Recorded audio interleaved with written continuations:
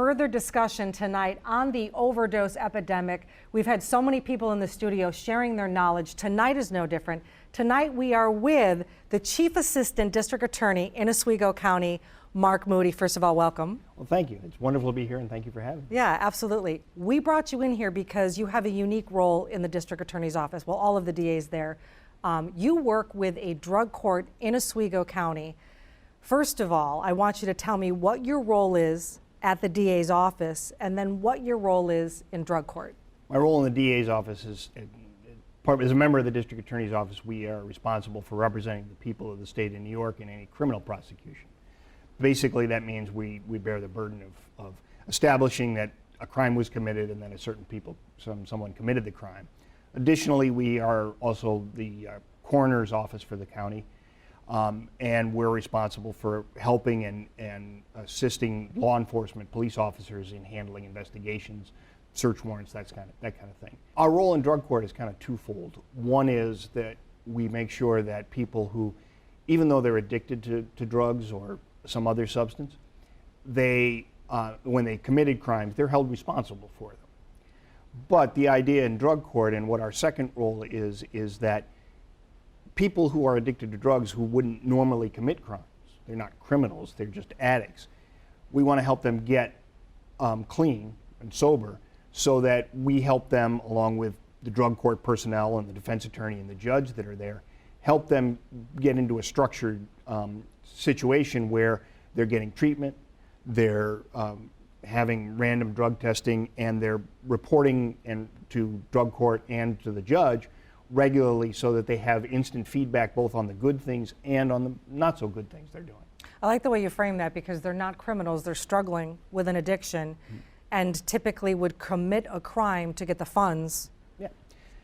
In a lot of ways, there are criminals who use drugs, and those are the people that really you want to focus on getting prison sentences for, because they're criminals at first. And then there are addicts who commit crimes, and those are generally people who they are trying to feed their habit. And the crimes they commit tend to be smaller, but still obviously crimes. And they add up, and then and it sounds to me like drug court then is an opportunity for folks to realign, readjust. So it's a program essentially. Absolutely. How long is it? It's at least a year. Generally it goes from 1.5 years to 2 years for most of the people there. Because you start out, there's 3 different stages. The first stage of drug court, you show up every week. You are required to go to a certain number of NA or AA meetings, along with group and individual therapy meetings. You get tested more randomly, and that's really the hardest part of beating your addiction, because that's the beginning. After you've been in that stage 1 for a while, usually somewhere between 4 and 6 months, you then go to stage 2, where you show up less. You're required to go to less meetings. Now you're trying to rebuild your life, so to speak. And then you are more independent. You still have feedback. You're showing up generally once every 2 weeks rather than every week. And you get a little, like I said, a little more independent and a little less monitoring. The third stage is you show up about once a month.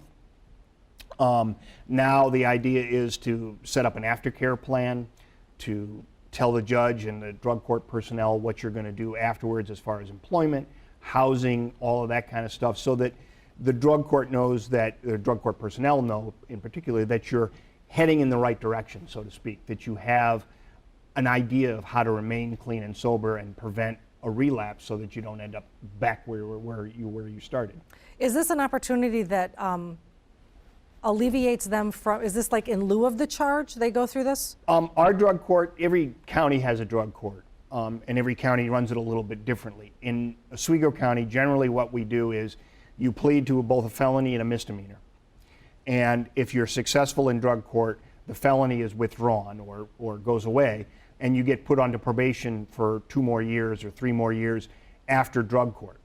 On the other hand, by pleading to the felony, if you are unsuccessful in drug court, whether you can't get clean and sober and just refuse to follow through, you commit a new crime, you stop showing up to drug court, whatever it may be, then you go to state prison from there.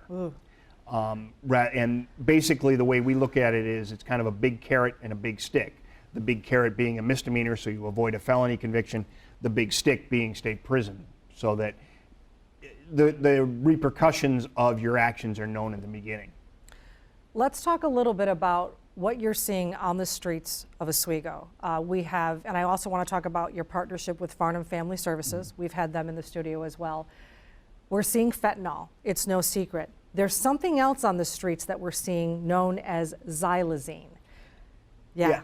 We've been fairly lucky, and I say lucky because I'm sure it'll eventually show up. We haven't really seen xylazine in Oswego right now. And tell me what it is. It's a horse tranquilizer. So it's a very, very heavy sedative or downer, as some people call them. And basically the idea of xylazine, and it started out the same way with fentanyl, is you mix it or cut it with heroin and it increases the high that heroin and fentanyl give you. But we don't even see heroin in its purest form anymore. It's extremely rare that we're now seeing heroin in its purest form. Heroin was always cut with something. I mean, because that's how a street level dealer makes money. He buys a certain amount and then he stretches it out using cutting agents.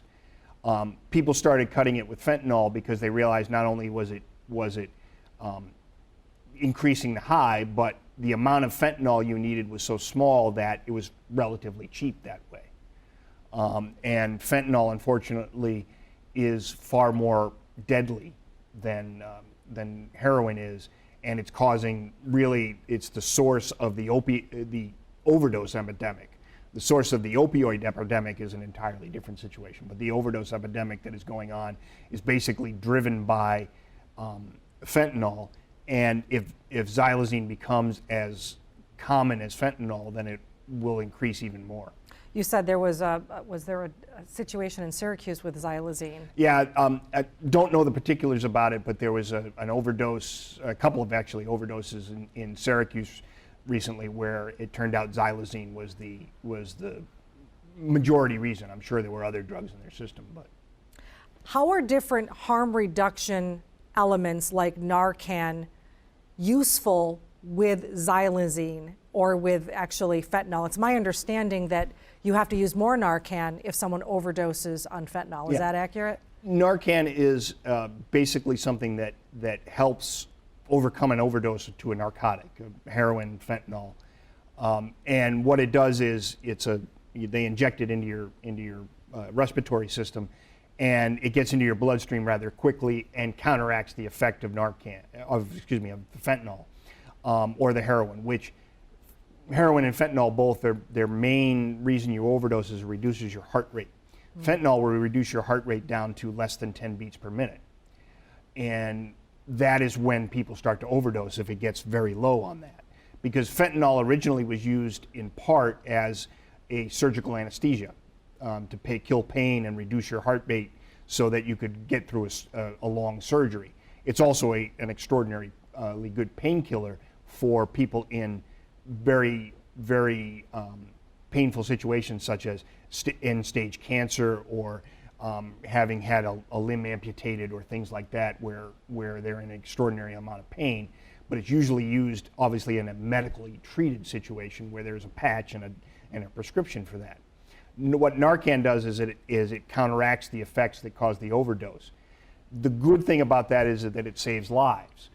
The bad thing, and I say bad, I guess counterproductive would be a better word, is that it convinces the people who are using heroin and fentanyl that they're not going to have a repercussion, the main one being overdosing and unfortunately dying.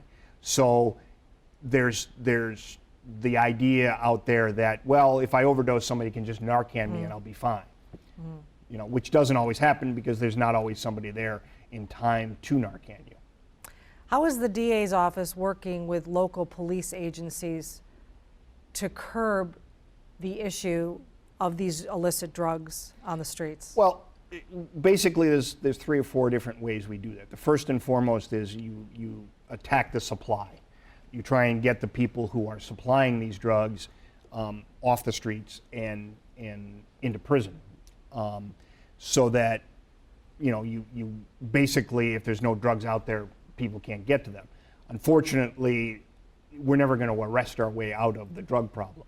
The second way you do this is you try to educate people, particularly young people, about the dangers of drugs, and you try to get them realizing that that path is going to lead to ruin, essentially. The middle ground is basically what drug court fills, and that is that you try to get the people who are capable of being saved from their addiction and get them into a program, be it drug court or some other type of program. Farnham. Yeah. And Farnham's one of our primary providers of drug treatment in Oswego. And they partner with drug court. A lot of our drug court participants use Farnham as their treatment facility.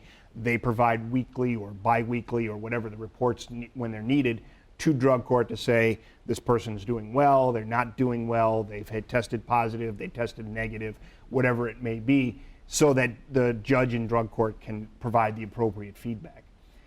So that's kind of the three ways you do it. You work to cut the supply off, and then you work to eliminate the demand as well by getting people to either not start using drugs or get them off drugs. So doing your best as the DA's office to serve the community and to heal the community. Absolutely. Well, we appreciate your time. Well, thank you. Thank you so very much. Being here. Yeah, we loved it. Thanks so much. All right.